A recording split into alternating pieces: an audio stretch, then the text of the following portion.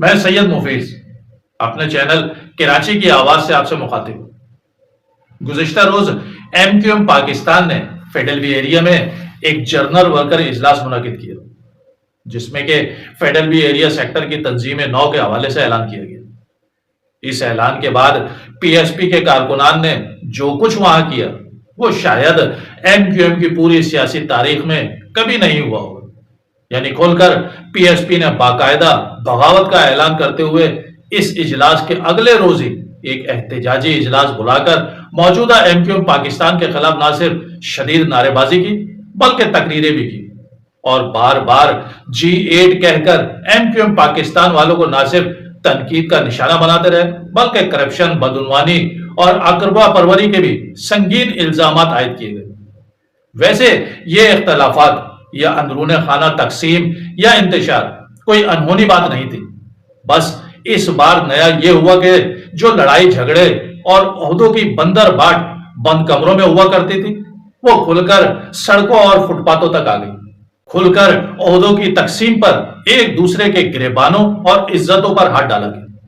اور یاد رہے کہ یہ اختلافات کی شدت صرف ایک سیکٹر کے ذمہ داران کے اعلان پر سامنے آئی ہے۔ سوچئے اگر پورے کراچی کی تنظیمیں 9 کر دی گئی تو پھر کس طرح جوتیوں میں دال بٹے گی۔ اسے کہتے ہیں سیاسی یتیمی اور سیاسی لاوارسی۔ ایم کیو ایم کی 40 سالہ سیاسی تاریخ میں عہدوں اور سیاسی مفادات کے لیے کبھی بھی اس طرح تنظیمی ڈھانچہ ایکسپوز نہیں ہوا تھا۔ اختلافات ہوتے تھے، ذمہ داریاں ملنے پر کارکنان کو تحفظات بھی ہوتے ہوں گے، لیکن الطاف حسین کے فیصلوں پر کبھی کارکنان سڑکوں پر احتجاج نہیں کیا کرتے تھے، اور یہ کسی خوف کی وجہ سے بھی نہیں ہوتا تھا بلکہ ڈسپلن، نظم و ضبط اور قیادت کے احترام اور اعتماد کی وجہ سے فیصلوں کو تسلیم کیا جاتا تھا۔ اور اسی بند مٹھی کی وجہ سے ہی ماضی کی ایم کیو ایم حکومتوں پر دباؤ ڈال کر اس شہر کے لیے کچھ فیصلے کروا لیا کرتی تھی، اور یہی وہ اتحاد بھی تھا کہ جس کی بدولت سیاسی مخالفین بھی کبھی ایم کیو ایم کے خلاف اس طرح تنقید نہیں کیا کرتے تھے۔ ویسے اگر دیکھا جائے تو بھان متی کے اس کنبے کو جن کی فرمائش پر جوڑا گیا تھا وہی لوگ اب بھی اس اسکرپٹ کے ڈائریکٹر ہیں، اور ذرائع کا یہ بھی دعویٰ ہے کہ جب یہ اجلاس شروع ہوا تھا اس وقت بھی کارکنان جو کہ مختلف سیکٹروں سے بلا کر جمع کیے گئے تھے وہ آپس میں یہی گفتگو کر رہے تھے کہ اس اجلاس میں سی او سی کے انچارج فرقان عتیب کیوں نہیں آئے۔ اور ایک فرقان عتیب کی گمشدگی پر ہی کارکنان کو تشویش نہیں تھی بلکہ مصطفیٰ کمال اور انیس قائم خانی کی عدم شرکت بھی اندرون خانہ اختلافات کو پوری طرح ایکسپوز کر رہی تھی۔ ویسے تو جب سے فرمائشی انضمام ہوا تھا تو تنظیمی عہدوں سے لے کر سیاسی بندر بانٹ تک میں تینوں دھڑوں کی خواہش کے مطابق فیصلے کیے جاتے تھے اور ذمہ داریوں کو برابری کی بنیاد پر تقسیم کیا جاتا تھا، جبھی یہ خیر فطری اور مصنوعی ملاپ آج تک چل پایا تھا۔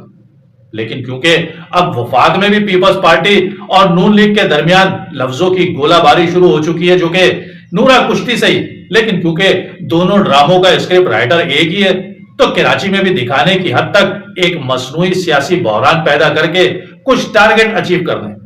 اسی لیے ایک طرف اس بیانیوں کو پروموٹ کیا جا رہا ہے کہ سندھ میں پیپلز پارٹی کی حکومت سے جان چھڑانے کا فیصلہ کر لیا، تو دوسری طرف اسی تسلسل کو برقرار رکھتے ہوئے وفاق میں بھی پیپلز پارٹی کو نون لیگ کے ساتھ ہلکی پھلکی نوک جھوک کرنے کا کردار دیا گیا۔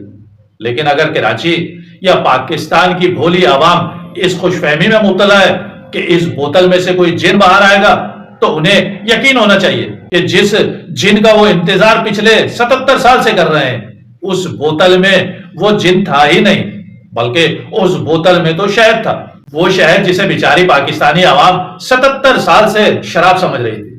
تو میرے پیارے پاکستانیوں یاد رکھنا،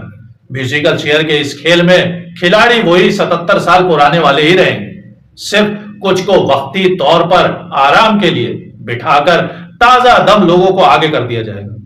اور جب وہ تھک جائیں گے یعنی کھا کما لیں گے تو پھر پرانے والوں کا نمبر آ جائے گا، اور یوں ہم اور آپ اپنا اپنا کردار ادا کر کے دنیا سے یوں ہی رخصت ہو جائے گی۔ بس آپ کو اپنی موجودہ اور آنے والی نسل کو یہ بتا کر دنیا سے جانا ہوگا کہ اس کھیل میں ان کا کردار اس وقت تک تماشائی کا رہے گا کہ جب تک وہ اس پتلی تماشے کے کھیل کو دیکھ کر تالیاں بجاتے رہیں گے اور اس پر محظوظ ہوتے رہیں گے۔ اب آخر میں جانے سے پہلے کراچی کی سیاسی یتیمی پر صرف یہی کہہ کر آپ سے رخصت چاہوں گا کہ ہے سیاست سے تعلق تو فقط اتنا ہے سیاست سے تعلق تو فقط اتنا ہے، کوئی کم ظرف میرے شہر کا سلطان نہ ہو، اور داغ دستار پہ یوں ہی نہیں آیا ہوگا، داغ دستار پہ یوں ہی نہیں آیا ہوگا،